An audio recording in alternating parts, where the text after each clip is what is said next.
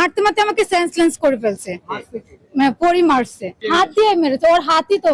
1 বছরের সন্তানকে খাবার খাওয়ানোকে কেন্দ্র করে গৃহকর্মীকে মারধরের অভিযোগ উঠেছে চিত্রনায়িকা পরিমণির বিরুদ্ধে। এ ঘটনায় ভুক্তভোগী পিঙ্কি আক্তার গত বৃহস্পতিবার 3 এপ্রিল রাজধানীর ভাটারা থানায় একটি অভিযোগ দায়ের করেন। মানে বলছে যে তোকে মারলে আমার কিছুই হবে না, মানে এরকম বলতেছে যে কান্নাও করা যাবে না, মানে অসুস্থ প্রকাশ করা যাবে না। এ অভিযোগের খবর প্রকাশ হওয়ার পর শনিবার দিবাগত রাত 1:45টার দিকে ফেসবুক লাইভে এসে নিজের বক্তব্য তুলে ধরেন পরিমণি। আপনি একটা অভিযোগ করতেই পারেন, যে কেউ একটা অভিযোগ করতেই পারে, সেটা প্রমাণিত হওয়ার আগে আপনি কাউকে দোষী সাব্যস্ত করতে পারেন।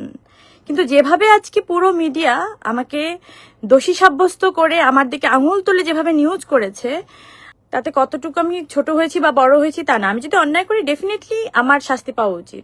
দীর্ঘ প্রায় 21 মিনিটের ফেসবুক লাইভে তার বিরুদ্ধে ওঠা অভিযোগ আইনিভাবে মোকাবেলার কথা জানান এ নায়িকা।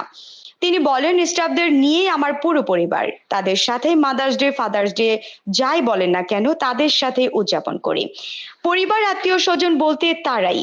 সেখানে একজন আমার গৃহকর্মী যে 1 মাসও হয়নি না আসলে সে দাবি করতেই পারে, তবে আমি বলবো সে আমার গৃহকর্মী না।